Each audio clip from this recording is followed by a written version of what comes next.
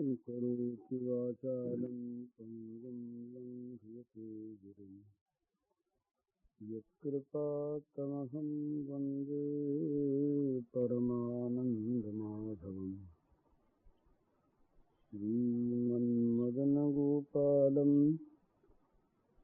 वृन्दारण्यपुरन्दरं श्रीगोविन्दं प्रपद्येऽहं दीनानुग्रहकारकम् वन्दे मुकुन्दमरविन्ददलायताक्षं कुन्देन्दुशङ्खदशनं शिशुरूपवेशम् इन्द्रादिदेवगणवन्दितपादपीठं वृन्दावनालयमहं वसुदेवसूनुम् नवजलधरवर्णं चम्पकोद्भासितवर्णं विकसितनलिनाश्रियं विस्फुरन्मन्दहास्यं कनकरुचिदुकूलं चारुबर्हावचूलं कमपि निखिलसारं नौमि गोपीकुमारम् कौशलेन्द्रपदकञ्जमञ्जुलौ कोमलावजमहेशवन्दितौ जानकी करसरोजलालितौ चिन्तकस्य मनभङ्गसंयमौ। जैसे किसी गोदाम में जो चीज भरी होती है उसी की गंध आती है, इसी प्रकार मनुष्य के मन में जिन संस्कारों का प्राबल्य होता है, जो अधिक मात्रा में और जो सामने होते हैं, उन्हीं की क्रिया बाहर होती है। भाव में, चेहरे में, वाणी में, कार्य में वो अंदर की चीज मनुष्य छिपाता भी है तो फूट निकलती है। जगत का राग, द्वेष और इसी प्रकार भगवद अनुराग, भगवत प्रेम जैसा जिसके हृदय में होता है, वैसा ही छिपाते छिपाते भी निकल जाता है बाहर। किसी की मनुष्य निंदा करता है, किसी के दोषों का बखान करता है, किसी के दोषों को, निंदा को सुनता है। तो ये कहना और सुनना तभी संभव होता है जब उसमें मन की अनुकूलता होती है। नहीं तो आदमी कह नहीं सकता, सुन नहीं सकता, उससे वो बात बुरी मालूम होती है।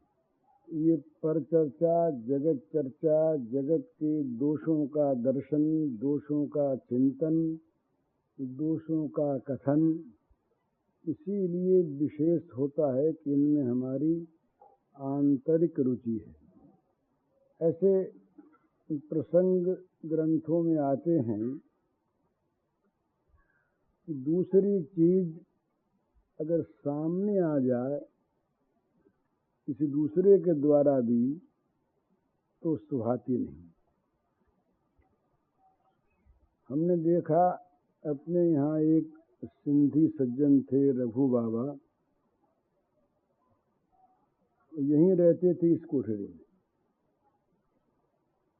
और सत्संग में आकर बैठते थे वो। तो ये कई बार लक्ष्य करके देखी हुई बात है कि जब तक भगवत चर्चा होती तब तक तो उनकी आंख लगी रहती, कान लगे रहते, मानो बड़े ध्यान से सुन रहे हैं। और जहाँ कहीं भगवत चर्चा के स्थान पर जगत चर्चा शुरू हुई तो तत्काल उनकी आंख और कान फिर जाते, मुंह फिर जाता। बीच से सभ्यता के नाते बड़े विनम्र थे, इसलिए उठते नहीं, लेकिन सुनते नहीं, सुनना नहीं चाहते। और कहीं ज्यादा जगत चर्चा होती और उस चर्चा में किसी की निंदा होने लगती तो मैंने कई बार देखा है कि बोलते तो नहीं, मौन भी थे और विनम्र थे, पर वो रोने लगते जोर जोर से। उन्हें वो चीज सुहाती नहीं। तो क्या बात है, मन में उस चीज के प्रति रुचि नहीं है। हमारे मन के जो दोष हैं, हमारे मन में जो छिपे हुए दुर्विचार हैं, यही दुर्विचार हमारे द्वारा व्यक्त होते हैं और दूसरे के द्वारा व्यक्त होने पर हमें उनमें रुचि होती है। नहीं तो रुचि नहीं हो सकती। जैसे किसी का अपना बच्चा हो और बड़े स्नेह से उसको आदमी देखता हो और कोई उसके दुर्गुण कहने लगे, उसके दोष बताने लगे, तो वो सुहाता नहीं, क्योंकि उसमें उनकी रुचि नहीं है। कहीं किसी चीज को आप देखिए और जो वस्तु अरुचिकर होगी उसमें मन नहीं लगेगा, और मन यदि उधर जाएगा तो दुखी होगा।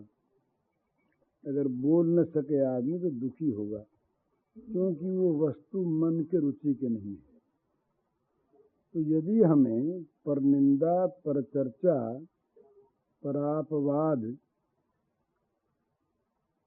कहने सुनने में समय लगता है, मन लगता है, तो ये मान लेना चाहिए कि हमारी उनमें रुचि है।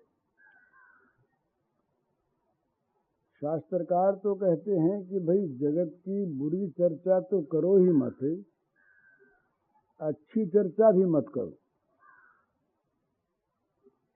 माने बुरी करने में तो द्वेष होगा, उससे तो नए नए पाप बनेंगे ही,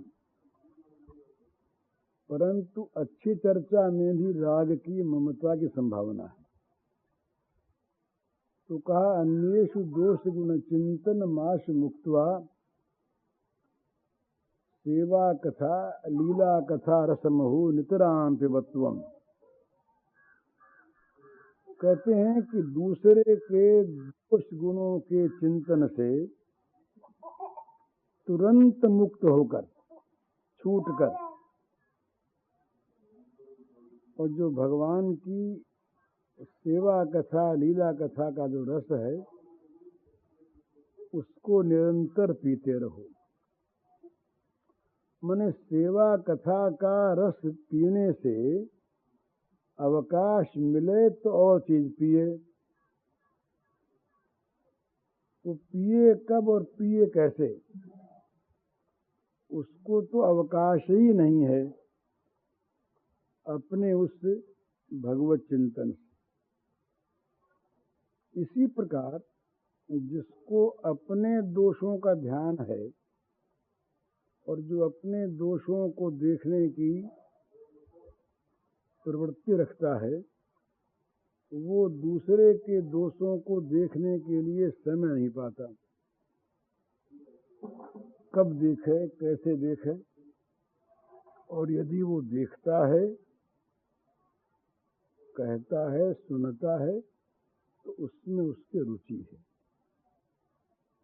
और उसमें एक बड़ी हानि होती है। ये बड़ी हानि जो है वो मनुष्य समझता नहीं। परदोष दर्शन और परदोष कथन, ये दोनों ही दोषों को अपने अंदर उत्पन्न करने वाले हैं, स्वाभाविक। अपने में ही हमने देखा, हमारे एक दादा जी हैं, शिव कृष्ण जी, उनसे हमें बहुत वर्षों का हमारा उनका साथ रहा, लेकिन हमने उनके मुंह से कभी किसी की बुराई की बात, दोष की बात सुनी नहीं। उनके मन में चाहे आती हो, हमें पता नहीं, पर उनकी ज़बान पर तो नहीं आई। उन्होंने कभी अपनी बड़ाई की हो, ये हमें सुनी नहीं बात उनके मुंह से। सेवा करने में वो इतने निपुण हैं कि वो पास रहें और उनकी सेवा से कोई बच जाए, ये बहुत कम संभावना है। जो सेवा नहीं कराना चाहते, नहीं कराते, वे प्रत्यक्ष सेवा नहीं कराते, पर उनकी सेवा तो ऐसी हो जाती है कि दूसरे को मालूम नहीं होता और वो कर जाते हैं। और उस सेवा में कहीं भेद नहीं होता कि किसकी करें किसकी न करें। उनको तो सेवा का अवसर मिलना चाहिए और वो अवसर हमेशा मिलता है। तो ये मनुष्य में एक स्वाभाविक उसके हृदय का चित्र उसकी क्रिया में आता है। तो परनिंदा, परदोष दर्शन, परदोष कथन, ये इतना बड़ा एक दोष है कि इसमें यदि मनुष्य का अभ्यास हो जाता है और ये वस्तुएं अगर प्रिय मालूम होने लगती हैं, तो दुनिया में दोष गुण तो रहते ही हैं। संसार बना ही है दोष गुणों को लेकर, पर उसको फिर दोष ही दोष दिखते हैं, गुण कहीं दिखता ही नहीं। वो भगवान की भी कहीं आलोचना करने बैठता है, विचार करता है। व्यास वशिष्ठ वाल्मीकि के ग्रंथों पर भी कभी देखता है, तो उसकी दृष्टि वहीं जाती है जहाँ दोष दिखते। बोले ये भूल की, ये व्यास ने ये भूल की, वशिष्ठ ने ये भूल की, भगवान ने ये भूल की, राम ने ये भूल की, कृष्ण ने ये भूल की। मने दोष दर्शन ही उसका जीवन बन जाता है। दोष दर्शन से क्या होता है? जिसमें दोष दिखता है उसके प्रति मन में घृणा होती है, और यदि उसके दोषों का कथन हो गया तो निंदा होती है, और जिसकी निंदा होती है उसे अगर मालूम हो गया तो उसके मन में द्वेष पैदा होता है। वो बदले में निंदा करता है। वो अगर ये सुन पाते हैं तो इनमें द्वेष और बढ़ता है। तो एक पूरी लड़ाई शुरू हो जाती है जीवन में।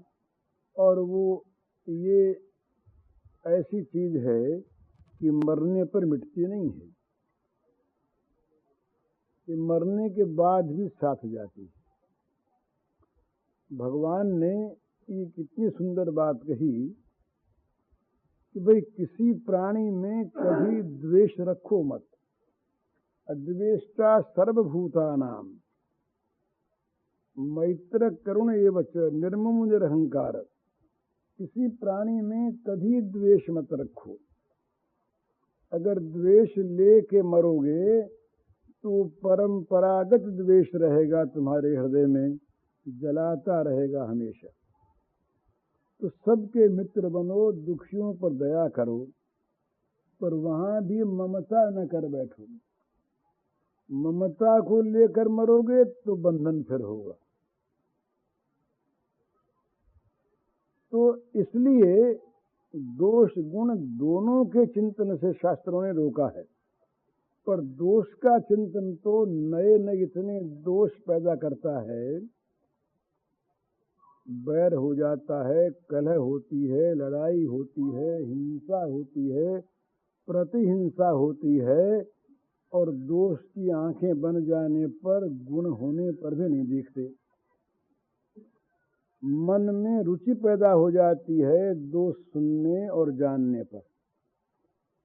ये रुचि पैदा मनुष्य में प्रायः है। कहीं लड़ाई की बात सुनिए, बड़ी प्रिय मालूम होगी। दो आदमी झगड़ते होंगे तो उनमें मन लगेगा। दूसरों की बुराई की बातें चलने लग जाए तो वहां से आदमी हटेगा नहीं।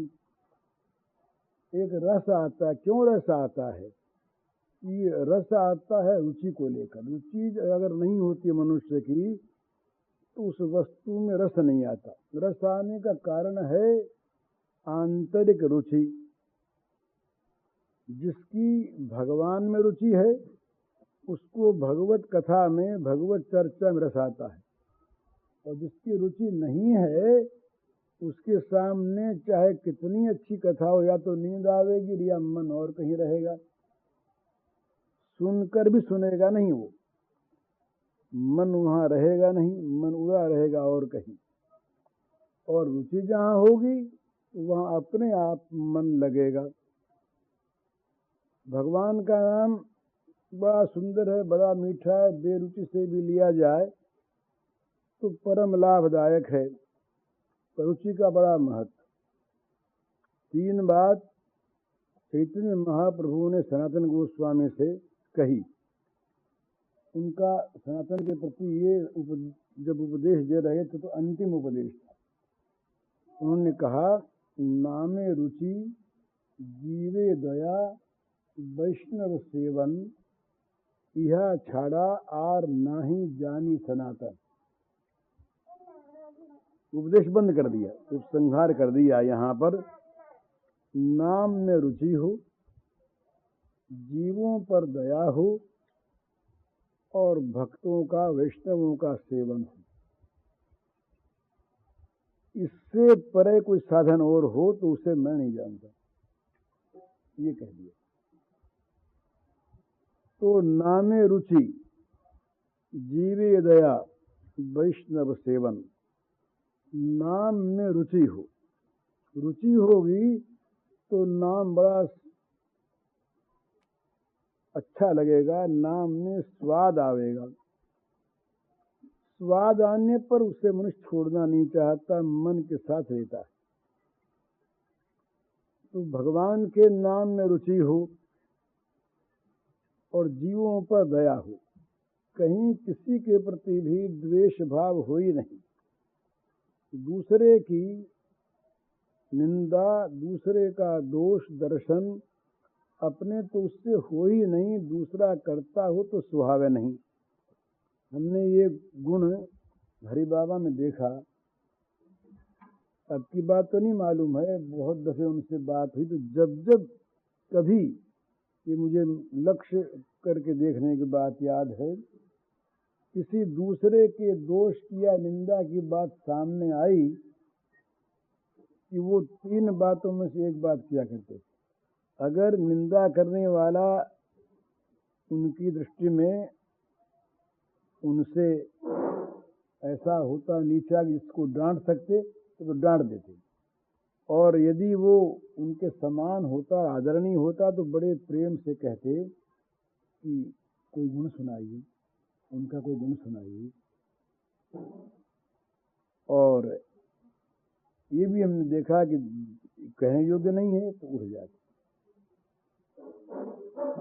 तो ये बड़ा सुंदर गुण है, दूसरे की निंदा, दूसरे का दोष दर्शन स्वयं तो करे ही नहीं, ये क्या है? ये तो असल में मैला उछालना है, मैला उछालना है, और उस मैले को पहले मन में लाना है। मन में आए बिना तो जबान पर चीज आती नहीं। अगर हमें किसी के दोष जबान से कहने हैं तो पहले उनका मन में मनन होगा, और उसके साथ साथ साधक के लिए एक भयंकर दोष यह आता है कि जहाँ मनुष्य दूसरे की निंदा करता है, नीचा बताता है, वहाँ मानो ये कहता है कि मैं निर्दोष हूँ, मैं इससे ऊंचा हूँ। अगर मनुष्य के मन में अभिमान न हो तो दूसरे की निंदा वो कैसे करे? तो चाहे वो उससे अधिक नीच हो, पर दूसरे का दोष बताने और निंदा करने के काल में वो अपने दोषों को भूल जाता है, और एक अभिमान इस प्रकार का उसके अंदर उस समय छिपा हुआ रहता है कि मैं निर्दोष हूँ, मैं गुणवान हूँ, और दूसरे सब जिनकी मैं निंदा करता हूँ वे सब दोषी हैं, दुर्गुण वाले हैं। तो ये जहाँ अभिमान पैदा हुआ अच्छाई का अपने अंदर, वहाँ दूसरे सब नीचे दिखने लगे, और नीचे दिखे कि तिरस्कार हुआ। भगवान ने तो बड़ी सावधानी रखने को कहा कि भाई सब में तुम भगवान को देखो, सब में हरि है। केवल चेतन पदार्थों में ही नहीं, जड़ में भी भगवान भरे हैं। खम वायु मग्निम सलिलम मही च ज्योति सत्वान दिशो द्रमादीन सरित समुद्राश्च हरि शरीरम यत्किंच भूतम प्रणमेदनन्यः। श्रीमद् भागवत में एकादश में आया है कि भाई आकाश, वायु, अग्नि, जल, पृथ्वी, ये नक्षत्र तारा, ये सब जीव समूह, ये दिशाएं, ये वनस्पति, पेड़, अंकुर, बेल इत्यादि, ये नदियां, समुद्र, ये सब के सब भगवान के शरीर हैं। इसलिए प्रत्येक प्राणी में यत्किंच भूतम, प्रत्येक प्राणी को भगवान का शरीर मानकर सब में भगवान है ये समझकर प्रणमेत अनन्य, अनन्य भाव से प्रणाम करो। मने किसी नीच से नीच प्राणी में, दोषी से दोषी प्राणी में भी ये विस्मृति न हो जाए कि इसमें भगवान नहीं है, वहाँ भी भगवान है। और भाई जगत की हानि लाभ, तो जगत की हानि लाभ जो कुछ भी होती है ना, ये अनहोनी नहीं होती। ये तो मनुष्य का अपना किया हुआ कर्म ही फल रूप में सामने आता है।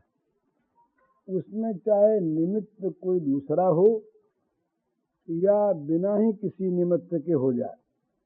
तो पंचदशी में 3 प्रकार से प्रारब्ध भोग का उल्लेख आता है। स्वेच्छा, परेच्छा और अनिच्छा। अपनी इच्छा से हम कोई ऐसा कर्म कर बैठें जिसका फल हमें मिल जाए, या दूसरे के मन में कोई बात आ जाए और उसके द्वारा हमें फल मिल जाए, या बिना किसी की इच्छा के ऐसे ही राह चल रहे हैं और डाल टूट पड़ी, हम उसके नीचे से निकले, इससे कि सिर फूट गया। ये अनिच्छा प्रारब्ध है। किसी के मन में आ गई और उसने हमको एक पत्थर मार दिया, ये परेच्छा प्रारब्ध है। और हमने जानबूझ के आग में हाथ दे दिया, जल गया, ये स्वेच्छा प्रारब्ध है। परंतु चाहे स्वेच्छा हो, चाहे अनिच्छा हो, चाहे परेच्छा हो, हमें जो कुछ भी फल रूप में प्राप्त होता है वो है प्रारब्ध। प्रारब्ध माने हमारे ही पूर्व में किए हुए कर्मों का परिणाम। भगवान के राज्य में अन्याय नहीं है, जो कुछ भी होता है न्याय होता है। और ये होता नहीं कि फल पहले मिल जाए और उसका कर्म पीछे हो। कार्य से पहले कारण हुआ करता है। तो ये सिद्धांत है कि हमको जो कुछ भी सुख दुख मिलते हैं, जो कुछ भी हमारा लाभ हानि होता है, ये सारा का सारा हमारे ही अपने ही किए हुए कर्मों का अनिवार्य परिणाम है। तो यदि कोई दूसरा मनुष्य हमारे दुख में कारण बनता है तो दुख तो हमें प्राप्त हुआ है अपने कर्म का ही, वो निमित्त बन गया, उसके जिम्मे एक पाप बंध गया। तो वहां उस पर दया करनी चाहिए कि भगवान इस पर क्षमा करें। हमारा कुछ बिगड़ता नहीं इसमें, हमारा बिगड़ेगा तभी जब हम उससे बदला लेना चाहेंगे, नया कर्म हमारा फिर बनेगा वहां पर। हमने अगर बदला लेने की भावना नहीं की, उसके प्रति हमारे मन में क्षमा का भाव बना रहा, तो अपना तो कर्म भोग हो ही गया। अपने तो एक ऋण से, कर्म के ऋण से मुक्त हो गए। और उसके प्रति जो सद्भावना हमने की, इसमें दो लाभ हुए, बड़े भारी लाभ। एक तो ये लाभ हुआ कि हमें बड़े भारी पुण्य की प्राप्ति हो गई। दूसरा ये लाभ हुआ कि हमारी सद्भावना से किसी अंश में भी जैसे हमारी सद्भावना होगी उसी के अनुसार उसके मन में से जहर निकला।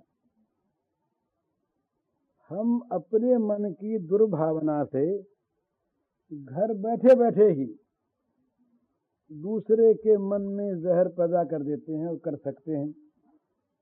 इस प्रकार का एक संबंध है जगत का सब के साथ। वो दिखता नहीं, पर वो अंतर जगत में क्रिया होती है।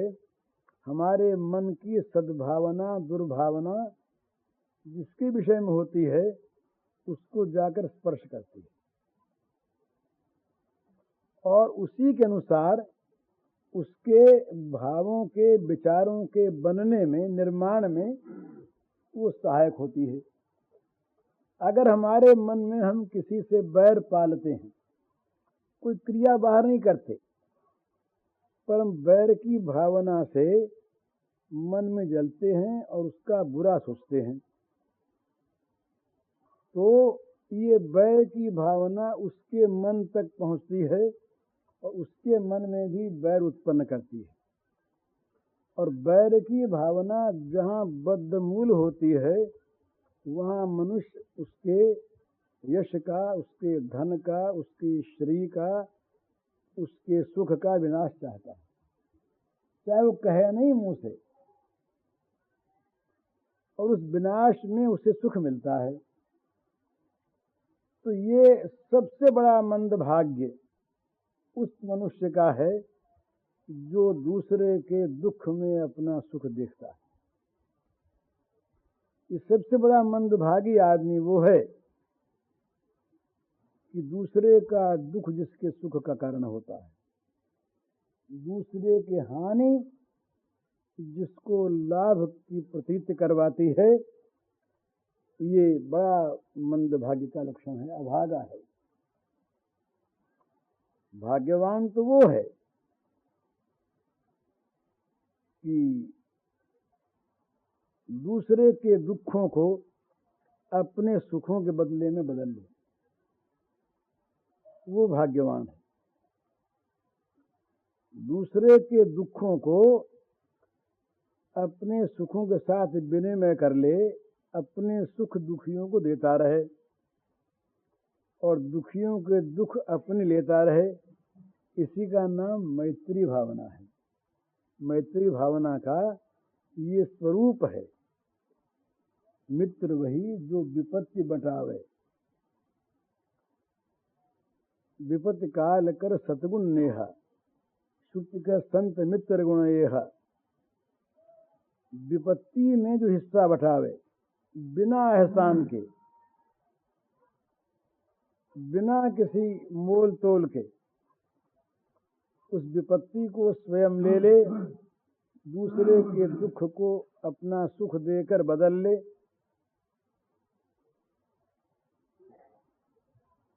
दूसरे के सुख से जिसको सुख हो, दूसरे को सुखी बनाने के लिए अपने दुखों का वर्णन कर ले, वो भाग्यवान, वो मित्र, और वही वास्तव में भक्त है। भाई सर्वभूत हितेरता का ये अर्थ नहीं होता कि दूसरे प्राणी हमारा हित करें तो हम हित करें। तब तो भगवान कहते कि हित करने वाले प्राणियों को हित करो। सर्वभूत शब्द नहीं वहां पर व्यवहार करते। वो तो उसका मतलब तो यह है कि चाहे कोई तुम्हारा हित करने वाला हो, अहित करने वाला हो या उदासीन हो, तुमको सबका हित करना चाहिए। तुम्हारा धर्म यह है कि दूसरा हित करे तो हित करो, ऐसा जो नहीं करता वो तो महान कृतघ्न और नीच है ही। हित न करने वाले का हित करो और अहित करने वाले का हित करो। उसमें क्या होगा? तो बड़े मजे की चीज है। हमारा तो अहित होगा ही नहीं, हमारा अहित कोई कर नहीं सकता जगत में। हम तो जगत में दूसरों को अहित करने वाला मानकर जानबूझकर द्वेष, बैर, हिंसा मोल लेते हैं। हमारा अहित तो कोई कर ही नहीं सकता, हमारे कर्म के बिना कोई नहीं कर सकता। ऐसे उदाहरण संसार में हम बहुत पाते हैं कि दूसरे का बुरा करने की बड़ी बड़ी चेष्टाएं होती हैं और उसका बुरा अगर नहीं होना होता तो नहीं होता। एक नहीं, ऐसी बातें तो हम अगर ढूंढना चाहें तो हर एक के जीवन में पद पद पर मिल सकती हैं और बड़े लंबे लंबे उदाहरण मिलते हैं, बड़े बड़े। ये कलकत्ते में स्टेगर्ट साहब थे पुलिस कमिश्नर, उनको मारने की 7 बार चेष्टा हुई क्रांतिकारियों में, वो मरे ही नहीं, बच ही गए।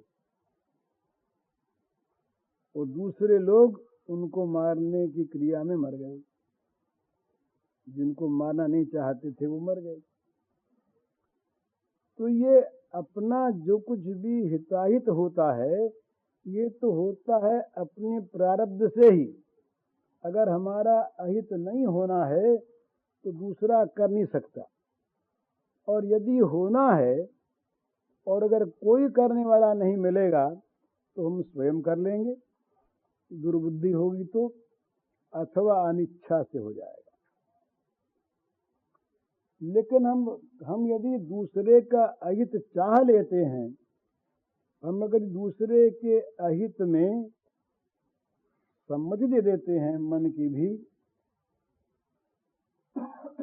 तो हमारा अहित शुरू हो जाता है। 3 प्रकार से पुण्य और पापों का संपादन होता है, कृत, कारित और अनुमोदित। स्वयं करे, दूसरे से करवाए और कोई करता हो तो उसका समर्थन करे, अनुमोदन करे। पुण्य पाप दोनों ही। अच्छा कर्म स्वयं करे, दूसरे को प्रेरित करे अच्छे कर्म के लिए, अथवा दूसरे को प्रोत्साहन दे, अनुमोदन करे, समर्थन करे।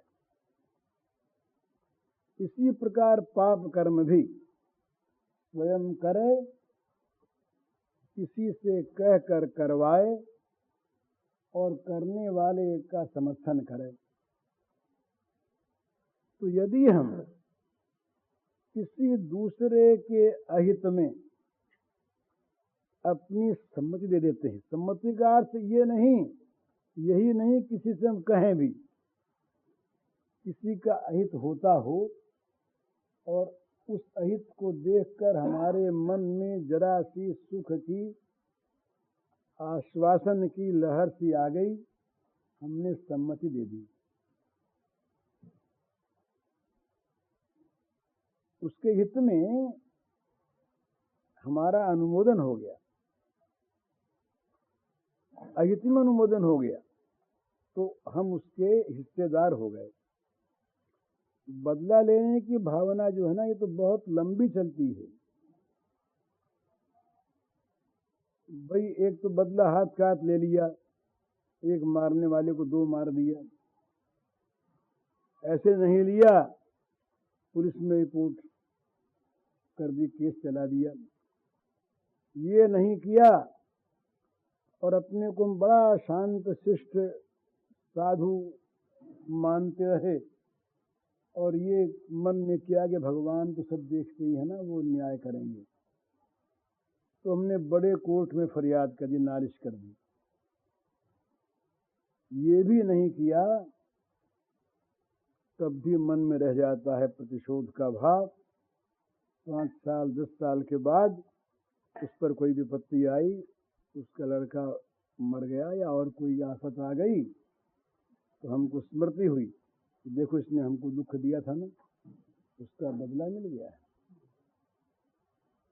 तो चाहे उसे उस पर वो विपत्ति आई हो किसी उसके और कर्म से, पर हमने तो अपने खाते में उसको खतिया लिया कि हमको चूंकि इसने दुख दिया था, उसका फल भगवान ने इसको दे दिया।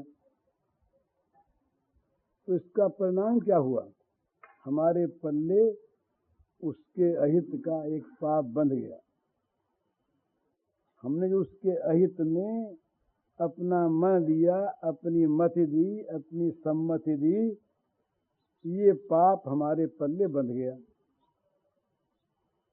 तो ये बुराई दूसरे की हमारे मन में तभी आती है, तभी रहती है जब उसमें हमारी रुचि होती है, हमें वो अच्छा लगता है। तो ये बात कभी नहीं होनी चाहिए।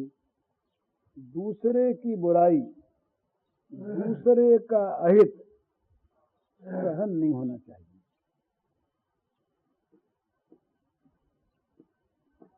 और उसमें निरंतर ऐसी भावना होनी चाहिए कि ये क्यों हो।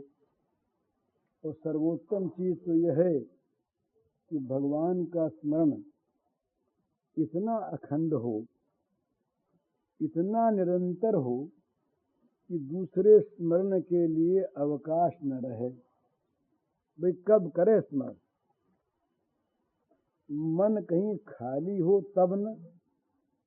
हम बात करते हैं बड़ी ऊंची ऊंची, पर अगर हम अपने मन को देखें तो मालूम होता है कि मन नरक में है।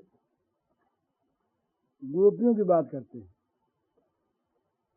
अब गोपियों के लिए भगवान ने ये स्वयं कहा, ता मन मनस्काहा।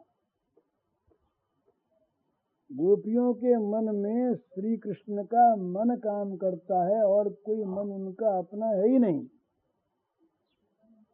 तो और चीज तो उसमें आने की गुंजाइश तब हो कि जब मन अपना हो। भगवान का मन जिनका मन बन जाता है, हम बात तो उनकी करें, और हमारे मन में जगत का कलुष भरा हुआ हो, जगत के पाप भरे हुए हों तो उसका फल क्या होगा। तो इन पापों को निकालने का रास्ता यही है।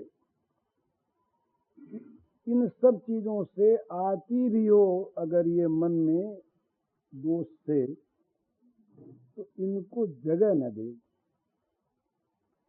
माने इनका विस्तार हो, इस प्रकार की कोई क्रिया न करे, उस चर्चा न करे, उसकी आलोचना न करे, किसी से कहे सुने नहीं, अंदर ही अंदर उस जहर को पी कर उसे अमृत बना दे और उसके बदले में भगवान की स्मृति शुरू कर दे कि ये कहाँ का पाप आ गया। जीवन थोड़ा सा, इस जीवन में क्या दुश्चिंताओं के लिए भी अवकाश मिलना चाहिए, क्या बुरी बातें सोचने के लिए और कहने के लिए भी समय मिलना चाहिए। कहाँ समय है, कितना जीवन है। इस जीवन का तो एक एक क्षण भगवान में लगना चाहिए, एक एक क्षण भगवान की स्मृति में लगना चाहिए कि और चीज मन में आवे ही नहीं, और आवे तो बस रोने लगे कि महाराज ये क्या हो गया, ये आपके स्थान में, ये आपकी जगह पर क्या पाप आके बैठ गया, महाराज इसको निकालिए। असमर्थ हो अपने तो रोने लगे। भगवान से प्रार्थना करे, भगवान के सामने रोवे, भगवान से मन से कहे कि नाथ ये बड़ी दुर्दशा हो गई हमारी, हमारे मन में ये चीज क्यों आ गई, ये नरकागार क्यों बन गया। उसको वो नरक में रहता है और उसके मन में नरक रहता है जो भगवान को छोड़कर जगत की स्मृति करता है। के नर नरक रूप जीवत जग, भव भंजन पद विमुख अभागी। कहते हैं कि उन लोगों का जीवन जो है वो जगत में नरक रूप है और वो अभागे हैं जो भव भंजन पद विमुख हैं। भव का भंजन करने वाले भगवान के चरणों से जो विमुख हैं वो अभागे हैं और उनका जीवन नरक रूप है। तो इस प्रकार की दुश्चिंता, दुष्ट चर्चा से हमेशा बचता रहे। तेरे भावें जो करो, भलो बुरो संसार, नारायण तू बैठ कर अपने भवन बुहार। संतों की बात है, भाई दोष दिखते हो, देखने हो तो अपने ही देखो और अपने घर को साफ करो, इसकी मैल को निकालो। दूसरों के दोषों को न देखो, न चर्चा करो, न चिंतन करो। अरे भाई दोष किसमें नहीं है, हमारे में क्या कम है। और यदि दोष किसी में है ही तो क्या हमारे चिंतन से दूर हो जाएंगे। तो निरंतर इस प्रकार की चेष्टा करनी चाहिए कि परदोष, पर चर्चा, पर निंदा का हमारे जीवन के साथ स्पर्श न हो। यदि कहीं पर की चीज आवे भी, ना आवे तो बड़ा अच्छा, आवे भी तो गुण किया, जिसको देख करके हमारे मन में प्रीति उत्पन्न हो, जिसको देख करके दूसरे का सुख हमें सुहावे, दूसरे के सुख में हमें प्रसन्नता हो। मुदिता, करुणा, मैत्री, करुणा, मुदिता, उपेक्षा, इस चार चीजें बताई मन की शुद्धि के लिए पतंजलि ने कि दूसरे को सुखी देखकर प्रसन्न हो जाओ, दूसरे को बराबर अपने देख करके उससे मैत्री करो और दूसरे को दुखी देख के दया करो। तो जहाँ पाप दिखता हो उपेक्षा करो, उसकी तरफ ताको मत, नहीं तो मामला गड़बड़ हो जाएगा। तो इस प्रकार से अपने जीवन को भगवान में लगावे, फुर्सत न मिले उसको दूसरी बात सोचने के लिए, कहने के लिए। वही हमारे मन की बात है, आप आए हमारे पास, हमारे मन में यदि परदोष भरा है, तो आपके सामने हम दोष चर्चा करेंगे, भगवत चर्चा नहीं करेंगे। आप आए हो भगवत चर्चा करने के लिए, आपको भी हम एक बुराई देंगे। ये नियम की बात है कि जिसके पास जो होता है वही देता है। और वहाँ सावधान रहे कि ले नहीं। बुद्ध भगवान को एक ने आकर के बहुत गालियाँ दी, देता रहा देता रहा देता रहा, वो बोले नहीं। फिर बहुत देर के बाद वो गाली वाली दे के जब कुछ थकने लगा, थक जाता आदमी, कहाँ तक दे। वो तो आहुति पड़ती है अगर बदले में, तब तो बढ़ता है मामला, नहीं थक जाता है। तो बुद्ध भगवान फिर हंस करके बोले कि अच्छा बताइए, आपके घर में कोई अतिथि आवे या आप कहीं जाएं तो कोई आप कुछ दे और आप न लें तो फिर क्या होता है? तो बोले होता है कि हमारी चीज़ हमारे पास रह जाती है। तो बोले बस ठीक है, आपके पास गाड़ियाँ थी, आपने दी, हमने लिए नहीं, तो आपके पास रह गई, छुट्टी हुई। और कहीं ले लेते उनको तो बड़ा द्वेष पैदा होता मन में, बड़ा रोष आता मन में, बदला लेने की भावना होती। एक गाली की 10 गाली देते, बचा था ना मामला। तो दूसरे का दोष गुण कहे तो नहीं, कि सुनना पड़े तो उसे ले नहीं। ये अपने को कोई गाली देता है ना, और उसको हम ले लेते हैं, तो क्या लेते हैं? दूसरे का अवगुण लेते हैं। गाली देना कोई गुण तो है ही नहीं, अवगुण है, उसको हम ले लेते हैं और फिर गुस्सा करते हैं। तो ये क्यों रहे हम? तो बुरी चीज न दे न ले, उसका व्यवहार ही छोड़ दे। ये लेने से लगती है, बुरी चीज लेने से आती है, अगर न ले तो नहीं आती। तो दोनों प्रकार से, देने के लिए तो हम दरवाजा अपना बंद कर दें, और लेने के लिए तो कभी तैयार ही न हो, दूर ही से हटावें। कि बुराई जो है ना, बुराई विषय चिंतन को बुराई माना है। यहाँ तक विषय चिंतन ही बुराई है। भगवत चिंतन को छोड़कर करने लगे विषय चिंतन, तो कहते हैं कि विषय चिंतन यदि होगा तो उसका फल सर्वनाश होगा। एक क्रम बताया भगवान ने नियमबद्ध, ध्यायतो विषयान पुंसः संगस्तेषु उपजायते, संगात् संजायते कामः, कामात् क्रोधो विजायते, क्रोधात् भोज सम्मोह, सम्मोहात् स्मृतिभ्रम, स्मृतिभ्रंशात् बुद्धिनाशो, बुद्धिनाशात् प्रणश्यति। विषयों का चिंतन होगा, विषयों में आसक्ति होगी, आसक्ति का फल होगा विषयों की कामना, कामना अगर पूरी हो गई तो लोभ होगा, और कामना पर चोट लगी तो क्रोध होगा, उसका फल होगा सम्मोह, पूरी मूर्खता, उसका फल होगा स्मृतिनाश, उसका फल होगा बुद्धिनाश, और उसका फल होगा सर्वनाश। तो विषय चिंतन मात्र ही सर्वनाश में कारण है। इसलिए भगवान ने कहा निरंतर मेरा चिंतन करो। अगर सुख चाहते हो तो मुझको भजो, अनित्यम सुखम लोकम भजस्व माम। ये जो लोक है, शरीर, ये अनित्य असुख है। तुम अगर सुख चाहते हो तो माम भजस्व, मुझको भजो, मेरे में चित्त लगाओ। अपने मन की प्रत्येक वृत्ति को, छोटी से छोटी मन की लहर को मेरे साथ जोड़ दो। बस भगवान ही की बात सोचे। मय्य मनाधत्व मयि बुद्धिम निवेशय, मयूरिपित मनोबुद्धि ही। इन सबका ये केवल पाठ करने की चीज थोड़ी है, ऐसा बनने की चीज है। मन को मुझ में लगा दो, बुद्धि का मेरे में प्रवेश करवा दो, मन बुद्धि मेरे अर्पण कर दो। इसका क्या अर्थ है?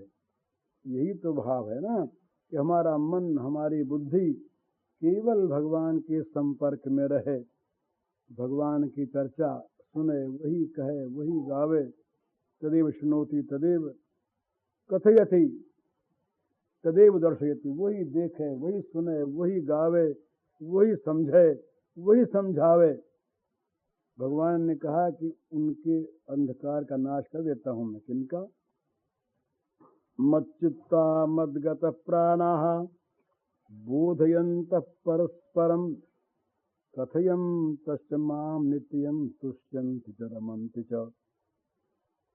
मेरे में चित्त वाले और मेरे में जिनका जीवन समर्पित है, ऐसे लोग मच्चित्ता मद्गत प्राणा, कि जब आपस में बैठते हैं तो मेरी बात समझते समझाते हैं।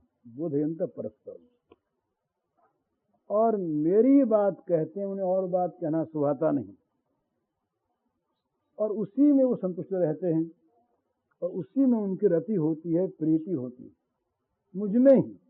तो इस प्रकार से निरंतर भगवान में लगा रहे, भजताम प्रीतिपूर्वकम, प्रेम के साथ भगवान को इस प्रकार भजता रहे, तो भगवान की बड़ी कृपा प्राप्त होती है। और मानव देह में आकर और ये जगत के प्रपंचों को अपने अपने जीवन का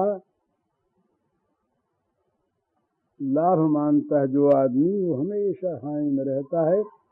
प्रपंच कभी अनुकूल होते नहीं, हो सकते नहीं, हुए नहीं।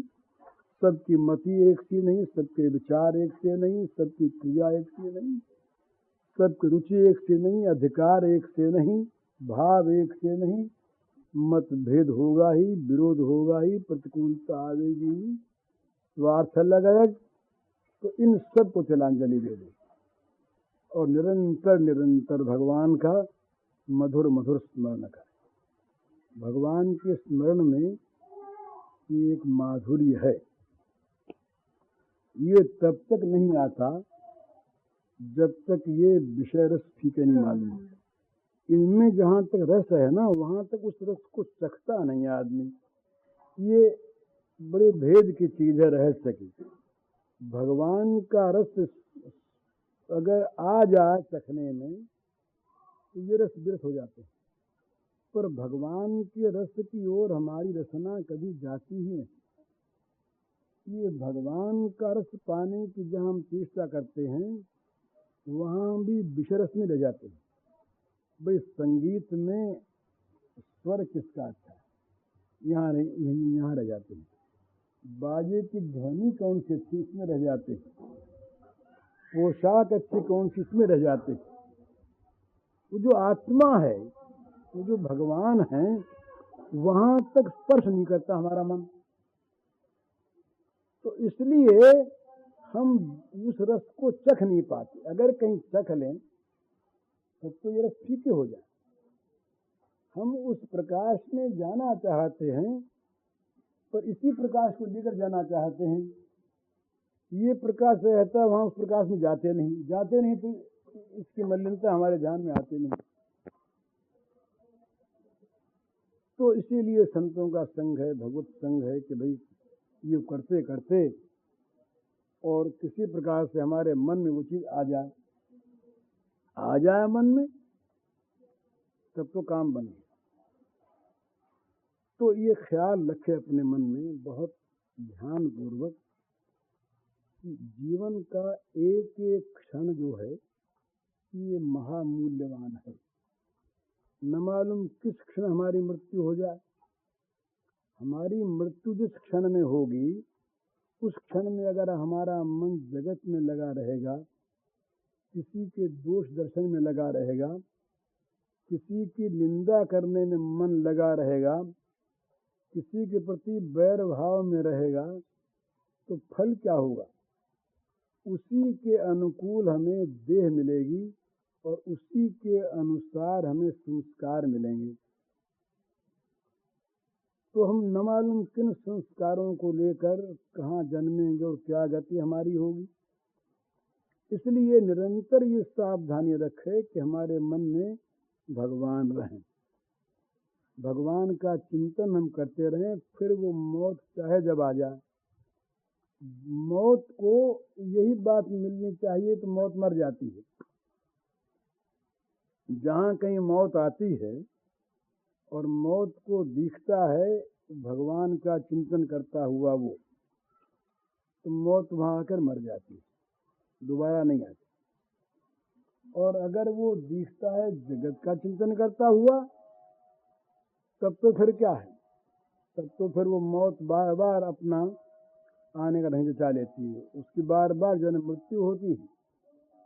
तो भगवान ने कहा सर्वेषु कालेषु माम अनुस्मर, तो फल क्या होगा, माम एव एष्यसि असंशय।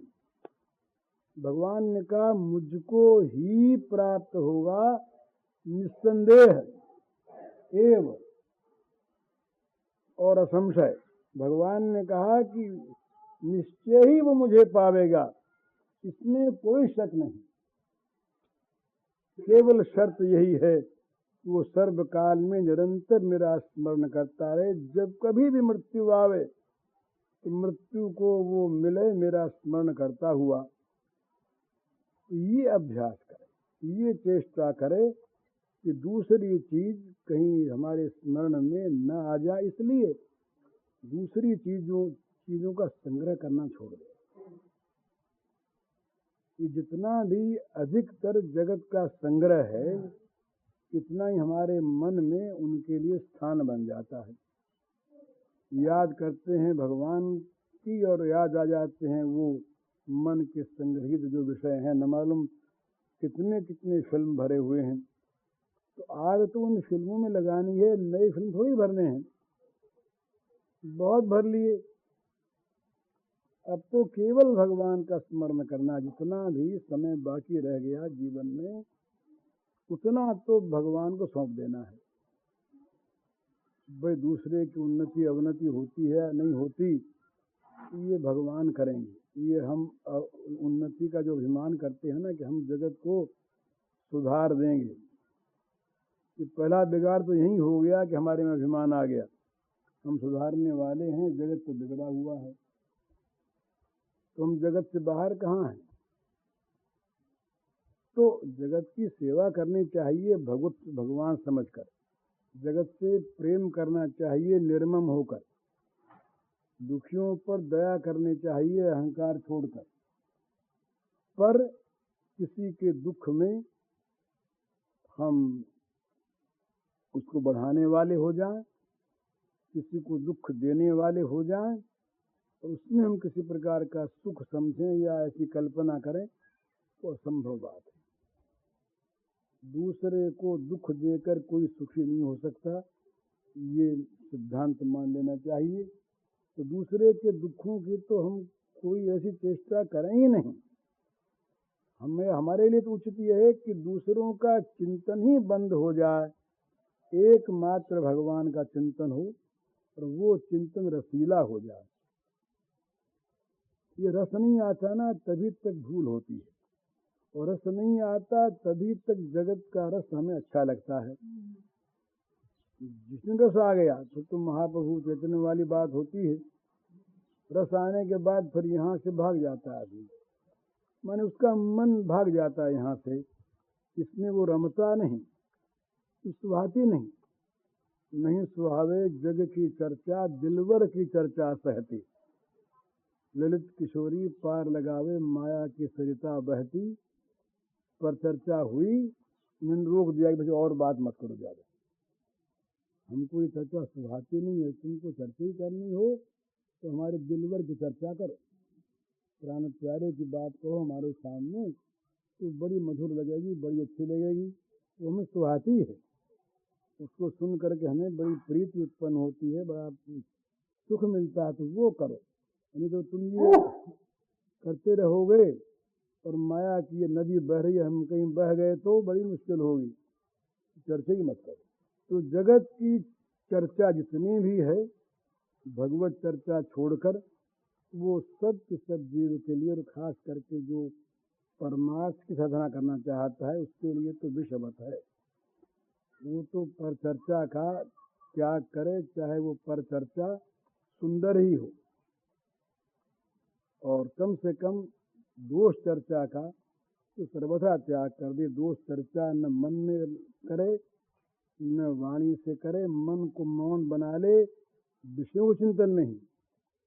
मन वहाँ भी न बोले, और बोले तो कम से कम जो सद विषय हैं, दूसरे के गुण हैं, उन्हीं के लिए कुछ बोले, दोषों के लिए तो बोलेगी नहीं।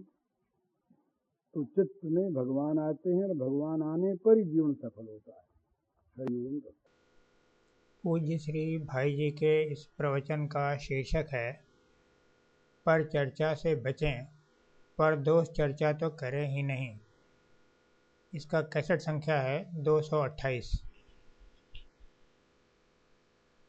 करोति वाचालं पङ्गुं लङ्घयते गिरिं, यत्कृपातमहं वन्दे